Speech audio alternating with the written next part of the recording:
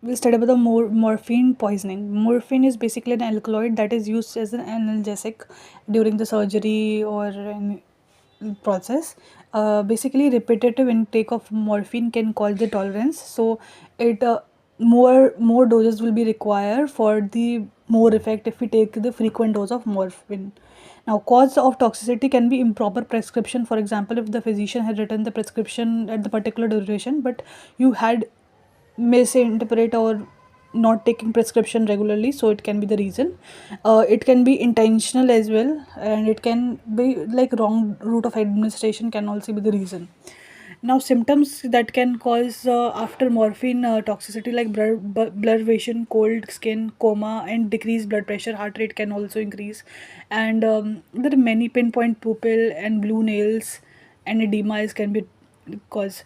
Are now risk factors. Risk factor means what are the cases that already present that enhances the morphine toxicity. For example, if they're having heart disease or injury, increase the cranial pressure agent, or it can due to the malnutrition. It can due to drug interaction. For example, synergistic effect, additive effect, antagonistic effect of the drug with the morphine is a risk factor for morphine to- poisoning. Now, diagnosis is like my diagnosis can be done like ordering hypothermia and meiosis. Treatment is highly oxygen. It can be treated by increasing the level of toxin. It can be treated by activating charcoal can be used that absorbs the morphine, or like specific antidote we have for the morphine, naloxone.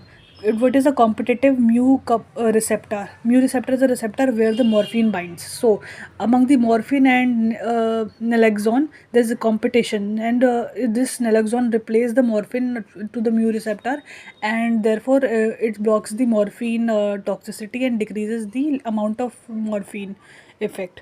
Naloxone is not taken orally because first pass metabolism occur, so therefore it is taken IV, which shows less effect in less than 2 minutes.